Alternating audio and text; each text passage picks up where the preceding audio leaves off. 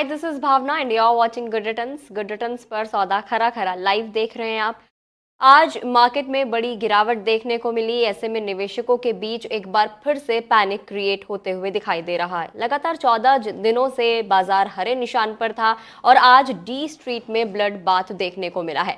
इस बीच इन्वेस्टर्स को क्या करना है, कहां खरीदारी के मौके मिले हैं, खरीदना है या फिर बेचना है, जानेंगे आज के एपिसोड में। उसके बाद लेंगे आप लोगों के सवाल और फिर बाद में हम बात करेंगे आईपीओ मार्केट की। जाते जाते स्टॉक रिकमेंडेशन भी लेंगे, इसीलिए आपको इस शो को लास्ट तक देखना है। अपने दोस्तों के साथ, कॉलीग्स, रिश्तेदारों के साथ आपको इस लिंक को शेयर भी कर देना है ताकि उनके सवालों का जवाब भी शो के जरिए उन्हें मिल सके। इन सारे सवालों का जवाब देने के लिए हमारे साथ डॉक्टर रवि सिंह भी जुड़ चुके हैं, जो आपके स्टॉक्स के, आपके पोर्टफोलियो पर जो भी आपकी क्वेरीज हैं उनका जवाब देंगे। सर, बहुत बहुत स्वागत है आपका। जी धन्यवाद मुझे यहाँ पर बुलाने के लिए। चलिए आज बात करते हैं आज की मार्केट की। बाजार में लाल निशान आज हावी दिखा। 14 दिनों के बाद मार्केट में बड़ी गिरावट नजर आई है। यूएस से जो डेटा सामने आया है, अगस्त में यूएस में मैन्युफैक्चरिंग कमजोर रही, जिससे रिसेशन की आशंका बढ़ती हुई नजर आई। इस वजह से ग्लोबल मार्केट धराशायी हो गए। डाउ जोन्स और नेस्डेक में 3% की गिरावट आई। जापान का निक्कई भी 3% तक टूट गया और इन सबका असर जो है वो भारतीय शेयर मार्केट पर देखने को मिला। अगर आज सेंसेक्स और निफ्टी की हम ओपनिंग की बात करें तो सेंसेक्स 550 पॉइंट्स की गिरावट के साथ 81,845 के लेवल पर ओपन हुआ था। निफ्टी की अगर हम लोग बात करें तो 185 पॉइंट्स की गिरावट के साथ 25,089 के लेवल पर ओपन हुआ था। इसके अलावा क्लोजिंग की बात कर ले तो थोड़ी सी रिकवरी यहां पर देखने को मिली थी। सेंसेक्स 203 पॉइंट्स गिरकर 82,352 पर और निफ्टी 81 पॉइंट्स गिरकर 85,198 पर बंद हुआ है। सर, आज की गिरावट के मेन ट्रिगर्स क्या कुछ रहे हैं? बिल्कुल आपने सही बताया। अंतर्राष्ट्रीय संकेतों की वजह से निफ्टी और सेंसेक्स में एक बड़ी गिरावट देखने को मिली और जिस तरीके से एक तरीके से ये देखा जाए कि यूएस, यूरोप, ये सभी मार्केट यहाँ पर गिरते हुए नजर आए और उसी का इम्पैक्ट भारतीय बाजारों में रिफ्लेक्शन की तरीके से देखने को मिला। लेकिन अच्छी बात यह रही कि कच्चे तेल के दामों में जो लास्ट में गिरावट आई है उसकी वजह से कहीं ना कहीं से भारतीय बाजारों को सपोर्ट मिला और वापस से आपको रिकवरी देखने को मिली। और आपने जो पहले बताया कि 14 दिन तक अगर रैली देखने को मिली हो तो थोड़ा सा प्रॉफिट बुकिंग, मुनाफा वसूली यहाँ पर बनती है। और ये इम्पैक्ट ज़्यादा देखने को इसलिए मिला क्योंकि चूंकि अंतर्राष्ट्रीय हालात खराब दिखाई दिए, यूएस की ऑलरेडी सिचुएशन यहाँ पर खराब है और इंटरेस्ट रेट को लेकर के डिसीजन पेंडिंग है। दूसरी तरफ है कि वर्ल्ड के वाइड अगर देखें तो रिसेशन का दौर देखने को मिल रहा है और भारतीय बाजार अपने हाई पर चल रहा हो तो उससे एक डबल रिएक्शन, चेन रिएक्शन देखने को मिलता है, जिसकी वजह से ये गिरावट के संकेत यहाँ पर देखने को मिले। लेकिन क्लोजिंग अच्छी रही, क्लोजिंग पे वापस से बॉटम आउट होता हुआ मार्केट नजर आया और दूसरी तरफ फायदा ये रहा कि यहाँ पर एफआईआईज भी अभी पार्टिसिपेट करते हुए नजर आ रहे हैं। तो मार्केट में जो मंदी है वो थोड़ी सी प्रॉफिट बुकिंग बढ़ सकती है, लेकिन स्टॉक स्पेसिफिक मूवमेंट यहाँ पर अच्छा रहेगा। बिल्कुल। सर, निवेशकों में पैनिक इस वक्त क्रिएट हो रहा है क्योंकि आज अगर हम शुरुआती दौर की बात करें तो 3 लाख करोड़ रुपए निवेशकों के डूब गए थे। तो ऐसे में थोड़ा सा पैनिक तो है ही, क्योंकि अगर कोई पैसा लगाता है अपना मार्केट में तो पैनिक जरूर होता है। तो ऐसे में आने वाले दिनों के लिए निवेशक क्या स्ट्रैटेजी अपनाकर चले? क्या यह खरीदारी का अच्छा मौका हो सकता है या फिर आज की इस गिरावट को हम एक बड़ी गिरावट का संकेत समझें?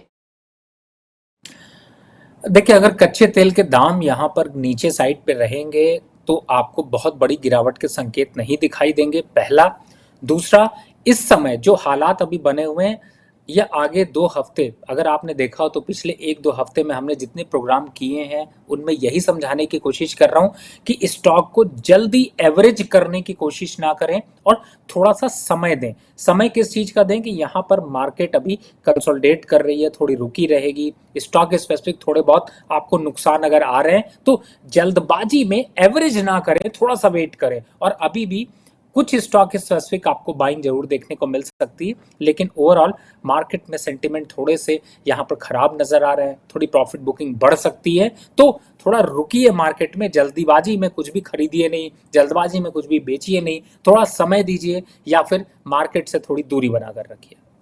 सर, आईटी शेयर्स में आज जो बड़ी गिरावट देखने को मिली है। निफ्टी आईटी, पीएसयू बैंक और मेटल्स में 1% की गिरावट दर्ज की गई है। ऐसे में खरीदारी के मौके आप कहाँ कहाँ देख रहे हैं? देखिए, फिलहाल में अगर आप बात करिए तो मुझे ऐसा लगता है कि आईटी सेक्टर में मैंने हमेशा कहा है कि जब भी कोई उछाल आता है तो वहाँ पर आपको निकलना है।